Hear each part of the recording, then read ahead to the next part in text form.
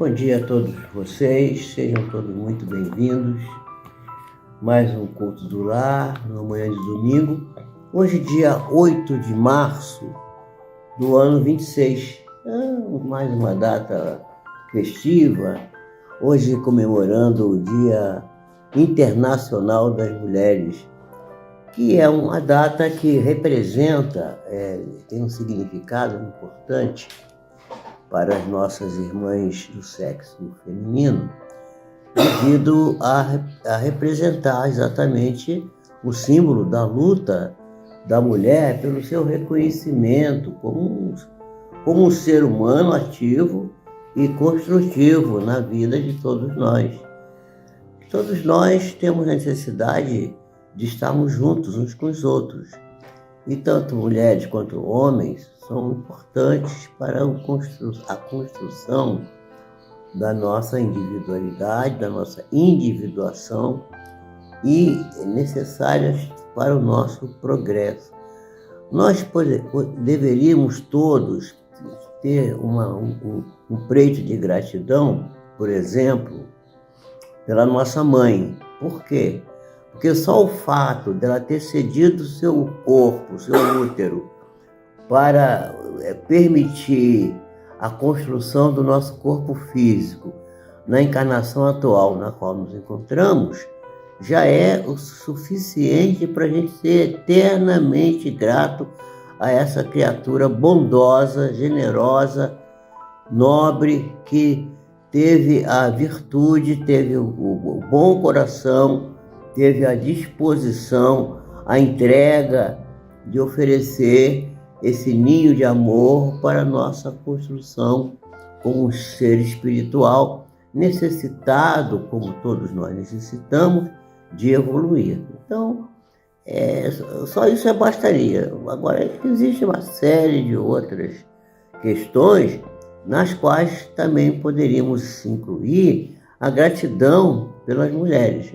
Não vai vir ao caso aqui, porque isso iria tomar o nosso tempo, e é absolutamente óbvio essa gratidão que devemos ter pelas nossas irmãs do sexo feminino, devido à condição de necessidade que temos de estarmos sempre juntos delas para promovermos o nosso progresso e elas também avançarem, também desenvolverem o progresso delas através do contato conosco. Então, é uma via de duas mãos. Então, parabéns às mulheres, Deus abençoe a todos nós, abençoe especialmente a elas, as mães que estão aqui, as mães dos filhos, as mães que não tiveram filhos, mas perfilaram crianças, as mães do ventre alheio, aquelas que tiveram a disposição de receber uma criança para cuidar dela, para orientá-la na vida, uma coisa fantástica. Os filhos da carne alheia, como dizia o Divaldo Franco. E a essas, as que estão aqui caminhando conosco, aquelas que já partiram, aquelas que já estão na vida espiritual, que Deus abençoe. E nós homenageamos as mulheres na mãe da mulher principal da nossa vida como cristão que somos, que é Maria de Nazaré, a mãe do nosso guia e modelo Jesus, que é o exemplo máximo de mãe, o exemplo máximo de mulher que temos na cristandade. Que Deus abençoe a todas elas e que elas possam ser muito felizes, que assim seja. Nós hoje vamos estudar a lição 150 do livro Pão Nosso, um livro que temos utilizado nos nossos cultos cotidianos todas as semanas. E aqui nós temos uma passagem do Evangelho que está em João. João foi aquele que acompanhou Jesus desde mocinho, foi o único que não foi assassinado, morreu de velho, lá na ilha de Pátimos. João estava ao lado de Maria no momento da crucificação de Jesus. E ali foi o único apóstolo que acompanhou ficou ali ao lado dela todo o tempo. E depois vai conviver com ela lá na ilha de Patmos. Depois ele é preso, fica naquela prisão e ele não tinha com quem conversar. Conversava com os peixes, conversava com os animais, conversava com a natureza. E mais tarde ele vai retornar à vida física na corporificação de Francisco de Assis, que é considerado o santo dos animais, porque já tinha essa experiência da vida anterior como João. Porque o Francisco de Assis é a mesma individualidade que encarnou em João, o evangelista, né? Não é João o Batista, não. O Batista é o outro, é o mais velho, que era primo de Jesus, que o batizou no Rio Jordão, não é esse. É o evangelista, aquele que escreveu o Evangelho, né? O quarto Evangelho. Então, a passagem do Evangelho está aí no capítulo 16, no versículo 27, que diz assim: pois o mesmo Pai vos ama. E quando a gente fala, estamos falando das mulheres, no dia das mulheres, a gente sempre pensa em Deus, Pai.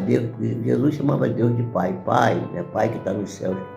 Mas eu costumo às vezes brincar e dizer assim: Deus é mais mãe do que pai. Deus é mãe. Deus mãe, né? Então, esse Deus é o mesmo. E aí, Emmanuel, guia espiritual de Chico Xavier, nesse livro fantástico, nessa lição 150, vai dizer assim, que ninguém deve desprezar os valores da confiança. Confiança é a coisa mais importante. A fé, a confiança, isso é importantíssimo. E servo algum fuja ao benefício de cooperar, da cooperação. A gente acabou de falar disso, cooperação entre todos. Quem hoje pode dar algo de útil precisará, possivelmente amanhã, de alguma colaboração essencial. Não há ninguém tão rico que não precise de ajuda e não há ninguém tão pobre que não possa ajudar alguém. Então, essa coisa de que pobre ou rico que só pode ajudar quem é rico não é verdade. Todavia, por enriquecer-se alguém de fraternidade e fé, não se esqueça da necessidade do desenvolvimento do bem em todas as suas latitudes. Aquilo que se chama bem infinito, o bem infinito. Não podemos esquecer o bem infinito. Os obreiros sinceros do Evangelho, aqueles que já se encontram no caminho do bem, no caminho da construção da espiritualidade, eles devem operar contra o favoritismo pernicioso. Não se pode favorecer ninguém. Deus não faz opção de pessoas e nós também não devemos fazer. Devemos seguir aquilo que o Criador nos orienta com a sua própria atitude. Não ter favoritismo, não criar favoritismo. Especialmente esse que ele está falando aqui, que é o pernicioso, quer dizer, um favoritismo que é negativo, que vai fazer mal. A lavoura divina, e a vida é uma verdadeira lavoura, não possui ninguém privilegiado, não há privilégio aqui na Terra. Todos estamos no mesmo barco, todos estamos envolvidos pelas mesmas dificuldades e pelas mesmas possibilidades de construir o bem. Em suas seções numerosas, nessa lavoura, tem várias seções, há trabalhadores mais devotados e outros mais fiéis. Contudo, esses que são mais devotados e mais fiéis não devem ser categorizados a conta de fetiches. Eles não são... Ninguém é exemplo. Exemplo só temos um, que é Jesus de Nazaré. E sim, respeitados devem procurar ser imitados por símbolos de lealdade e de serviço, né? Criar ídolos humanos, essa frase aqui, gente, é importantíssima. Criar ídolos humanos é pior que levantar estátuas destinadas à adoração. Estátua destinada à adoração é uma coisa criminosa. Agora, criar ídolo humano é tão ruim, e até pior, do que levantar estátuas. O mármore é impassível, mas aquele que é nosso companheiro, nosso próximo, de cuja condição ninguém deveria abusar. Porque quando a gente elege alguém para ser uma pessoa virtuosa, para ser nosso guia, uma pessoa comum como nós estamos abusando dele, estamos dando a ele uma responsabilidade para a qual ele não está preparado, para a qual ele não está ainda na posição de poder fazer. Cada criatura, cada homem, cada mulher, pague o tributo de esforço próprio à própria vida. Acabamos de falar disso. Tributo de se esforçar pela vida e por ajudar a vida dos demais. O Senhor Supremo, Deus, nosso Pai, espera de nós apenas isto: que nos esforcemos, que nos dediquemos, que trabalhemos, que façamos o melhor que a gente possa, a fim de nos convertermos em trabalhadores diretos da obra da criação do próprio Deus. Deus confia em nós para que nós cooperemos na obra da criação. É preciso que a gente ponha isso na nossa cabeça, né?